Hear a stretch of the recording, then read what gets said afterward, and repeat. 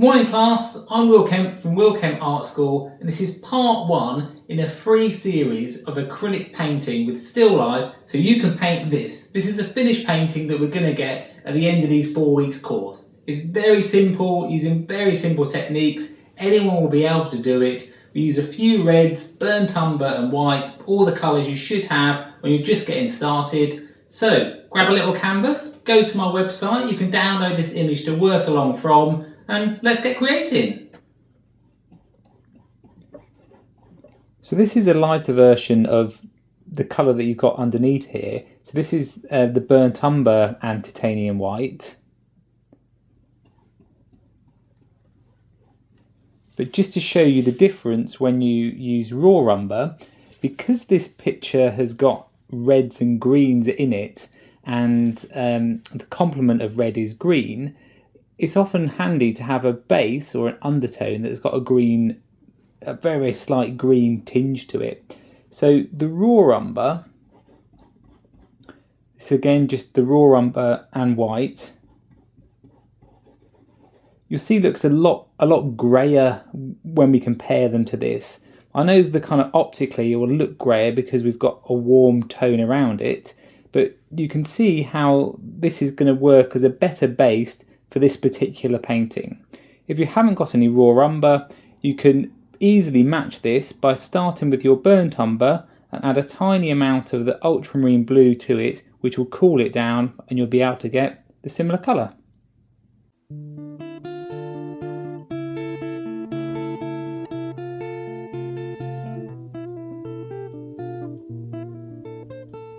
Now I've done the ground with the raw umber and the white, and I've just done a very simple line drawing just with a 3B pencil to get the cherry onto the canvas.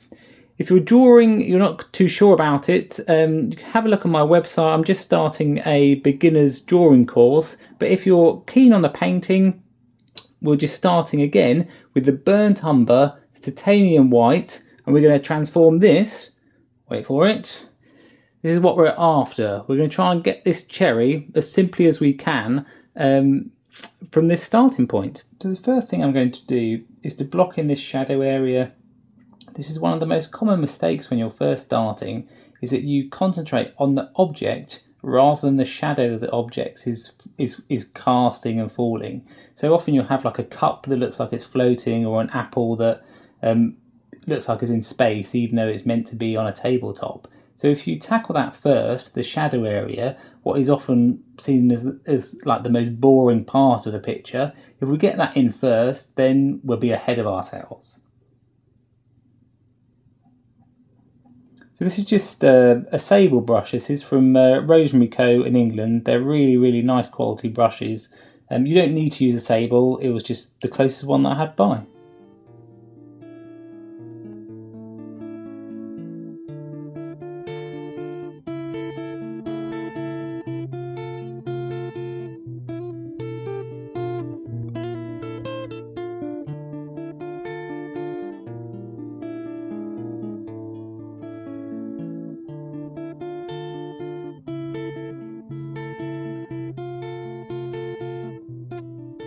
So the area on the shadow area here, where I know it's slightly lighter, all I'm going to do to put in a lighter tone but still keep it simple is just to add a tiny bit of water just to the tip of the brush.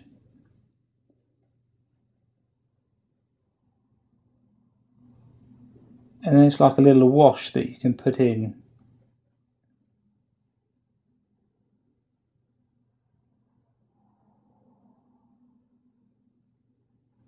So what I'm doing is I'm looking at the image and I'm trying to see where are the darkest parts of this image, because this is the darkest colour we're using at the moment.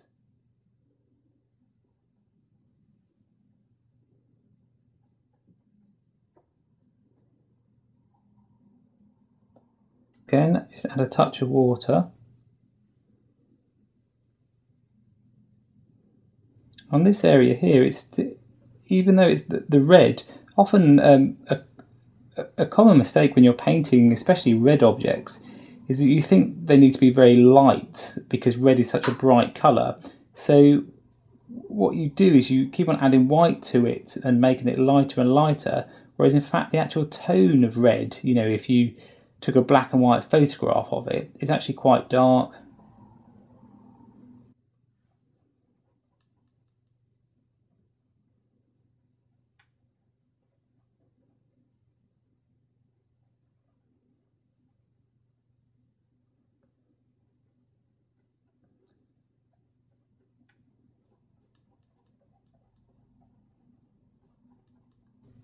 I'm just going to swap to the filbert brush here.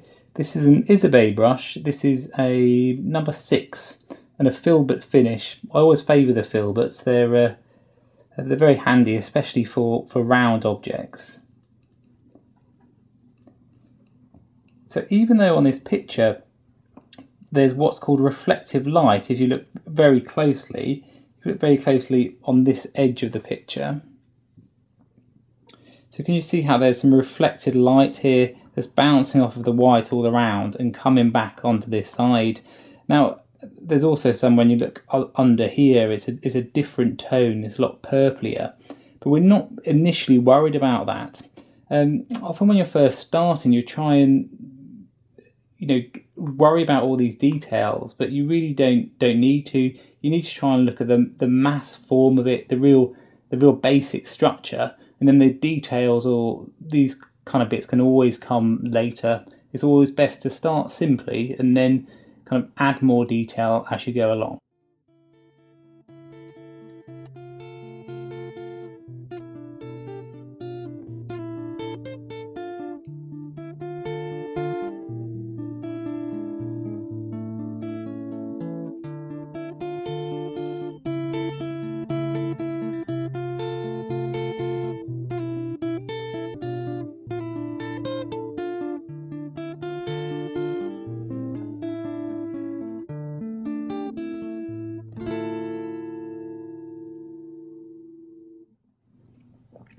You see how by putting this shadow line in, what I've created is this shape here, what's called a negative space.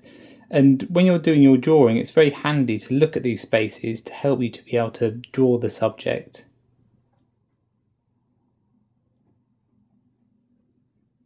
Okay, for the first part of that's all we need to do just to get us a basis to get started. Just make sure after this stage, especially if you're using like a sable brush, that you just wash it out well in water, dampen it, you know, use a bit of kitchen roll just to soak up the water into it.